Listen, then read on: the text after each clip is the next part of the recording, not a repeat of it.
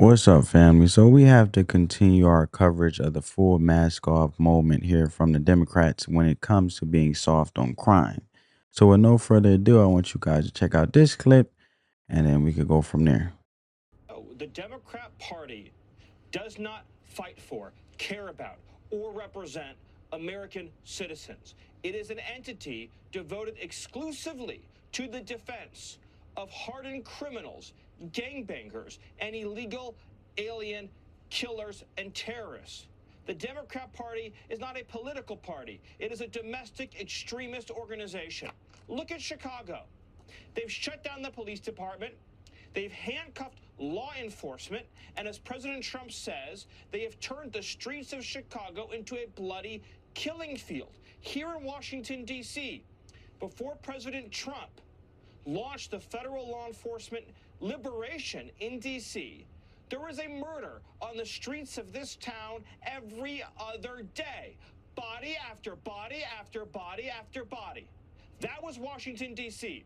Residents were afraid to go to restaurants. They were afraid to go into entire neighborhoods. They were getting carjacked right and left, robbed and beaten.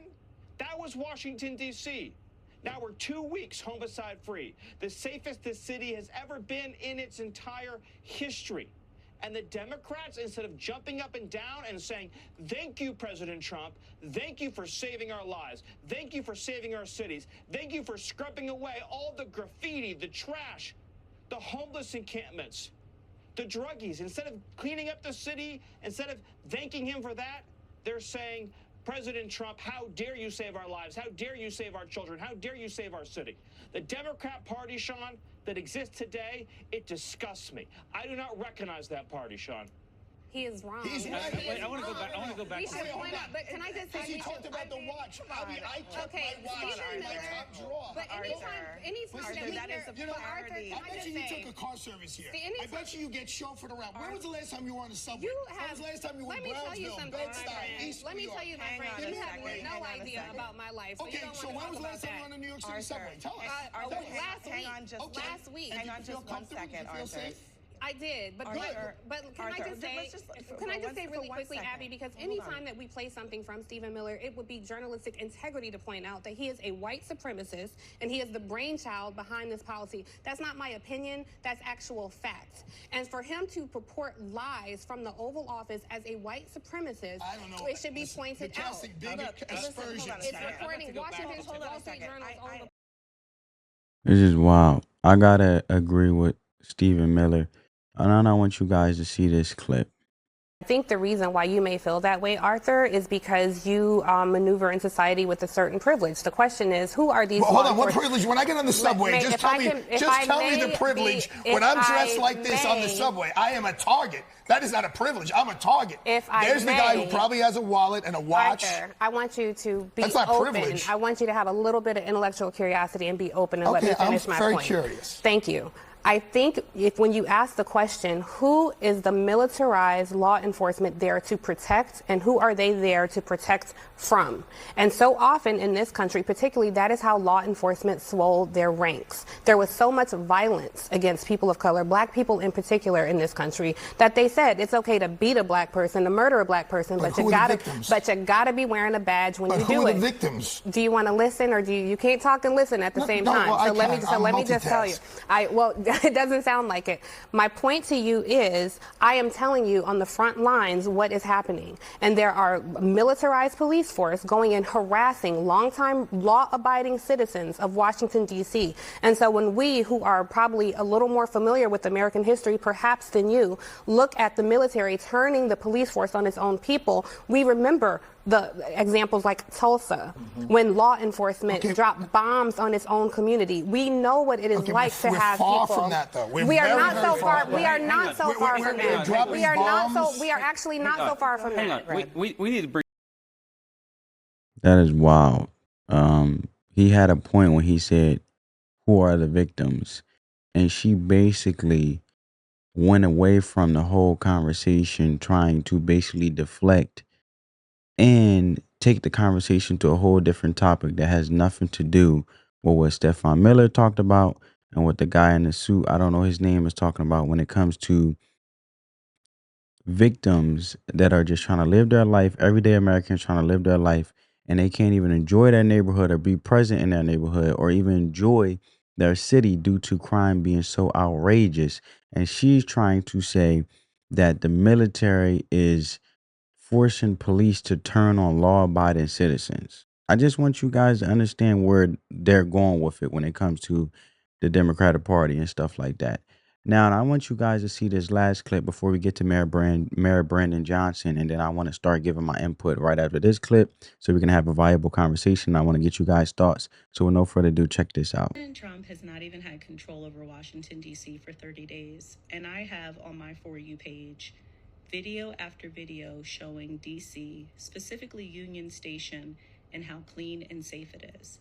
People don't understand how big of a deal it is, specifically for Union Station, because there is a bridge, whether it's the bypass, it's either 95, 395, or 495, where the homeless, as well as people who are abusing drugs, as well as the drug dealers, they just squat.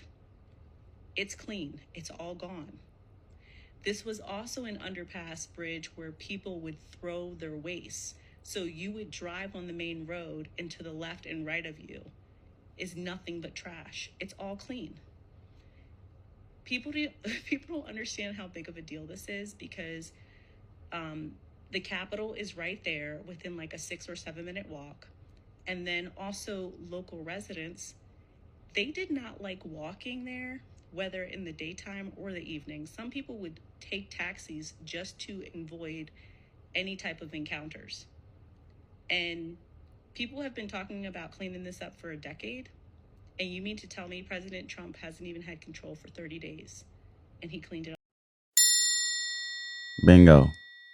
And this is a conversation we should have had years ago when crime first got out of control in these liberal cities. And make no mistake, it's been out of control for a long, long time. But we haven't seen anything like we've seen over the past few years. And it's been real bad, and it's still really bad. In fact, it's probably worse than we think, because the crime statistics from these liberal cities are likely fake. And the reason we're even having this national conversation now is thanks to the leadership of President Trump initiating a crime crackdown in Washington, D.C. that this young woman is talking about. And when you look at that, right, it's desperately needed. You have people here thanking Donald Trump for protecting the citizens, a lot of whom just happen to be black, just like this woman who just spoke. But if you tune into MSNBC or the Communist News Network, they're deranged. Trump hating guests say that if you are for a crime crackdown, it's like Nazi Germany. They say you only want it because of your white privilege, like you guys heard in the CNN clip that I recently just showed you. And that's the rhetoric being spewed, that cracking down on crime is racist and hurt black folks.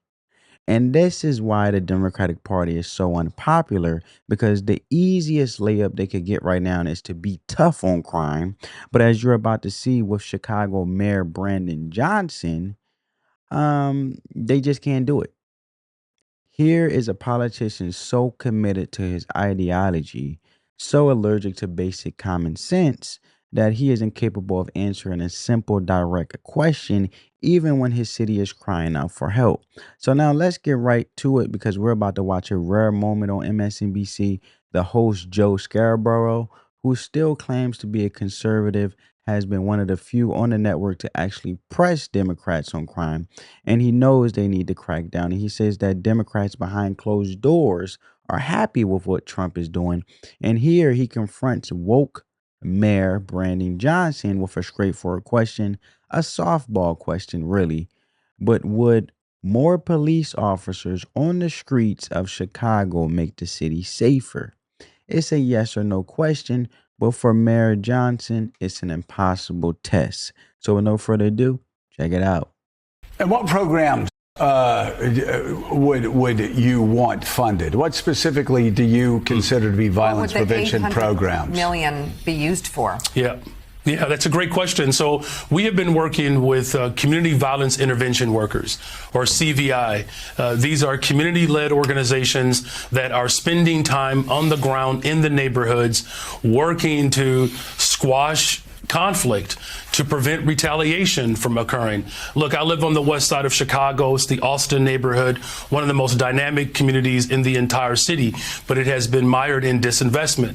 I'm likely the first mayor in the history of Chicago to wake up in one of the most difficult, challenging communities. And that's why not only are we investing in CVI, or our community violence intervention workers, we're also investing in youth employment. This summer alone, we hired 31,119 young people.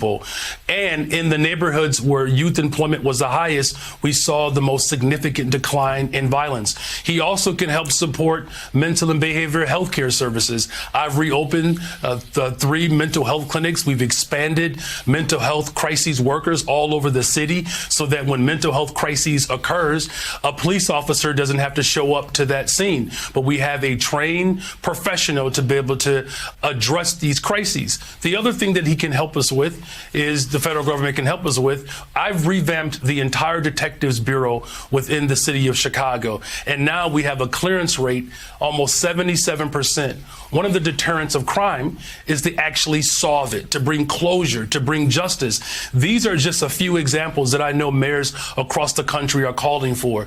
This president and the federal government has literally declared war on poor people. I remember a time when presidents declared war on poverty. The federal government has a moral responsibility to do unto the least of these. And that's what we're doing in the city of Chicago.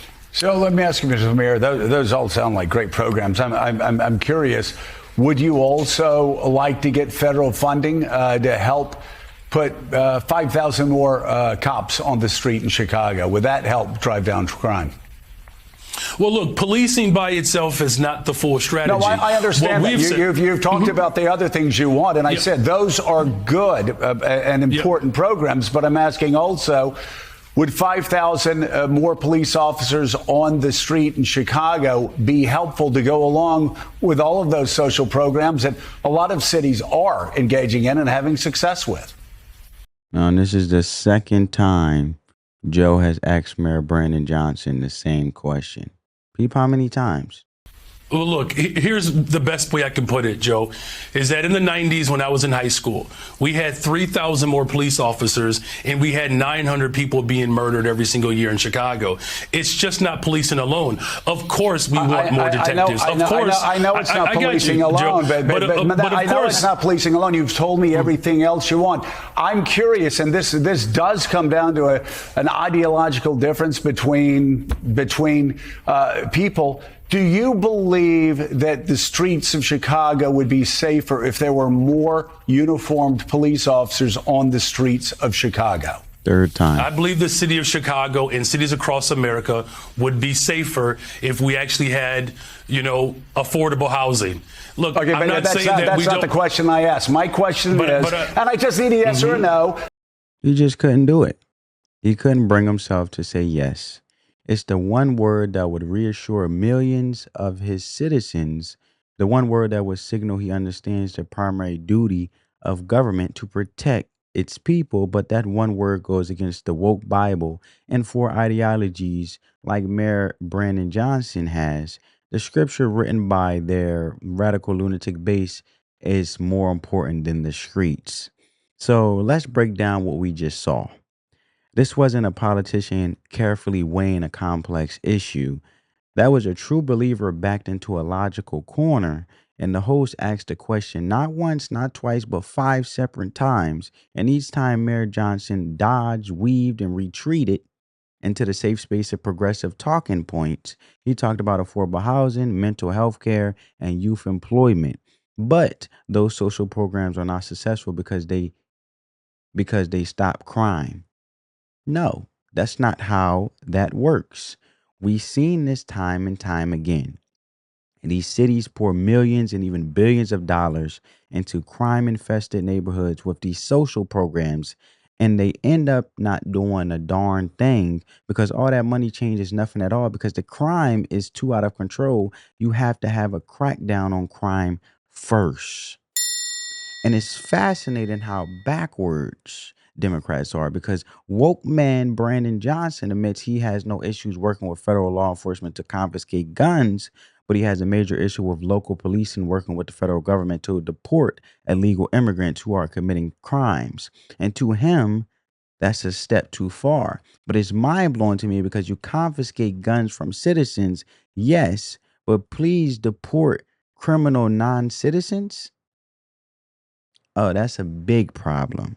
So, what does this holistic approach and ology to antiquated policing actually look like in Chicago?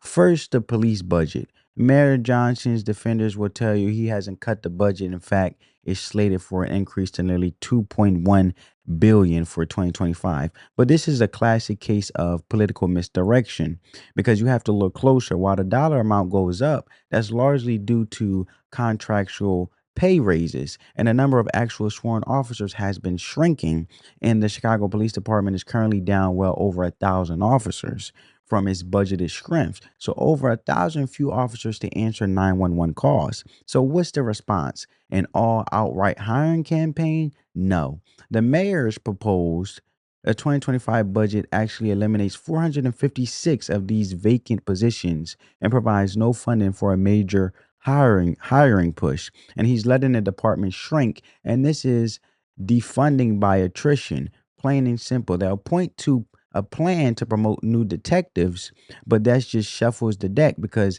it moves existing officers from patrol into investigations, leaving bigger gaps into neighborhoods. Mind you, he got rid of ShotSpotter in the neighborhoods that can actually detect and ping when shots go off, so police officers can get there and know the location right away and don't have to wait. So this is the strategy in action. It's a massive $2 billion apparatus that is slowly being hollowed out, and they'll fund the pensions and pay the salaries, but they will not commit to filling the ranks. So why? Because Mayor Johnson don't believe in it. He believes police are racist, slave catchers, so he won't accept more of them. This is where defenders of the woke agenda get very loud. But let's continue. Do you believe the streets of Chicago would be safer if you got all of those other extraordinary programs put back into place, which do have a history of being successful, if that's complemented by having 5,000 more cops on the streets of Chicago? I don't believe that we should narrow it down to just police officers, Joe, is what I'm saying. That is an antiquated approach. I'm saying we've invested in detectives. Mr. Mayor, are you hearing what I'm saying? I'm agreeing with you that all of these other social programs are extraordinarily important. I just need a yes or a no, and then this will be the last time I ask. If you get all of those other social programs that 800 million that New York City does, Los Angeles, other people do with great success, would an additional 5,000 cops on the streets in Chicago help complement those programs to make Chicago safer? Look, we are working hard to make sure that our police department is fully supported. I don't believe that just simply putting out an arbitrary number around police officers is the answer. What I'm saying is policing and affordable housing. It's policing and mental and behavioral health care services. It's policing and youth employment. It's a full package. Of course, we want to make sure that our police department is fully supported. That's why I've invested in our Detectives Bureau, because what we have seen in the city of Chicago, when we solve crime, it acts and serves as a deterrent. It's policing and all of the other efforts that we're doing. Here's the last thing that I'll say to that. The federal government could work stronger to coordinate with my police department to get guns off the streets of Chicago. We've seen these coordination efforts work. Just a couple of weeks ago, the ATF working with my police department, we removed over 150 guns off the streets of Chicago that were trafficked in through Mississippi, Mississippi and Indiana. No one is saying that police officers don't play an incredible role in driving safety. They play an absolute pivotal role in that. But we have asked law enforcement to do too much. Police officers are being asked to be social workers, counselors. What I'm simply saying is, if we're going to build safe and affordable cities across America, the one thing that safe communities all have in common, they invest in people. We have a poverty issue in the city of Chicago and cities. I had enough. So let me get to this whole contradiction of crime stats, right? Because this is where the defenders of the woke agenda get very loud, because they pull out their spreadsheets and point to the numbers. In the first half of 2025, homicides and shootings in Chicago are down significantly. They declare victory and insist this proves the mayor's programs are working. And let's be clear, any drop is a good thing. But a politician taking credit for a short-term drop is like a rooster taking credit for the sunrise. So first, these numbers are drops from historic highs. A 30% drop from an astronomically high number is still a very high number. And it is progress, but it's not peace. Second, it's highly likely these crime stats from liberal cities are fake anyway. But this is the most dangerous part of his argument. He is celebrating a drop in crime that is happening while the police force is shrinking. And their goal is to create a new narrative that you can have safer streets with fewer cops, and decoupling the idea of safety from the presence of police. People on the ground aren't fooled. They know the police are stretched thin, and they know the mayor's heart isn't in supporting them. Meanwhile, the white liberals and hippies who push for these policies live safely in the suburbs. Because during this MSNBC interview, after being cornered, Mayor Johnson finally offered his grand theory. He said, what I'm saying is policing and affordable housing. It's a full package. You heard him just say that, right? It sounds reasonable, but this is the full package fallacy. All of these magical things he wants to do can't happen without cracking down on crime first. You cannot have successful social programs if there's no law and order. Policing actually does a lot of the things he claims it doesn't do. If you have more police, that does help with unemployment. Why? Because businesses can now operate in neighborhoods and do commerce without worrying about being robbed out of existence. Policing improves the quality of education because schools become safer. And when the young scholars that need to be locked up are no longer agents of chaos in the hallways, it creates a better learning environment. A crime-free neighborhood is a neighborhood where a student can study peacefully and take advantage of all those programs Brandon Johnson loves so much. And a sane Democrat would have answered Scarborough by saying, yes, absolutely, I would love to have 5,000 more officers on the street. In fact, we want as many officers as possible because that amplifies our social investment. It adds a layer of security to our investment, ensuring that when we invest in these communities, our money isn't going to waste due to crime, destruction, and chaos. And we need police there to make sure businesses can operate, hire people, and that people can go to work safely. But again, this is just an example of the type of leadership Democrats currently have, and these people are in over their skis. Okay, so it's mind blowing to me with this, because what you saw in that interview was the entire progressive theory of governance failing a reality check. It's a prime opportunity for Democrats to show they're the party of sane people, but once again, they're showing that they are not. And they did the same thing on immigration, showing they want wide open borders. The same way, I believe, when I mention about, liberals or white liberals and so forth, and hippies or whatever the case may be, in the suburbs, they push for more policing. So my thing is, why is there such a split within the Democratic Party when it comes to black liberals, white liberals? I don't care what skin color you are. What I'm saying is the suburbs, just period, has a better plan in actually investing in their neighborhoods and actually securing things so they can thrive. So why don't Mayor Brandon Johnson, since he's so smart, take advice and take the footprint from other liberals or Democrats in the suburbs, but instead he wants a city that a lot of liberals flee, that the ones that are in the suburbs that are going for safer environments, the ones that have flown the city, flown for a reason because they want to live there because there's so much crime.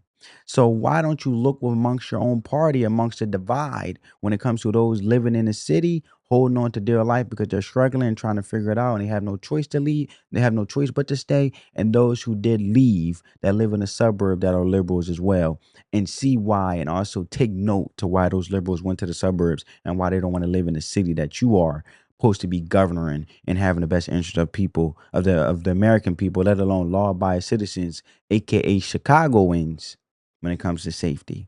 So, what you saw in this entire progressive, you saw in this interview was a entire progressive theory of governance failing a reality check, and all of the extreme things that Democrats are accused of on these common sense issues is true. All of it's true because when they have an opportunity to prove it's not true, they fail every single time. And Mayor Brandon Johnson was giving 5 chances to say, yes, more police will make Chicago safer. 5 chances to stand with the victims of crime. That's why I said the guy in the CNN panel, when he said, who are the victims? Victims of crime is my point. And 5 times, Mayor Brandon Johnson refused. He offered jargon, buzzwords, word salad, and everything except the one thing his city needs, which is a commitment to law and order before all else. And you cannot have a safer Chicago with fewer cops. It is dangerous, irresponsible fantasy, and a question for the people of Chicago and every city with a leader like this is simple. How long will you tolerate being a test subject in radical social experiment when it's your own mayor squirming at the very suggestion of hiring more police? If you're tired of politicians who refuse to answer simple questions, who put their ideology before your safety, then make sure you subscribe to this channel and share this video. And the only way to hold them accountable is to make sure everyone else sees the truth. And let me know in the comments what you think. Does Mayor Johnson's holistic approach make you feel safer? On that note, family, peace.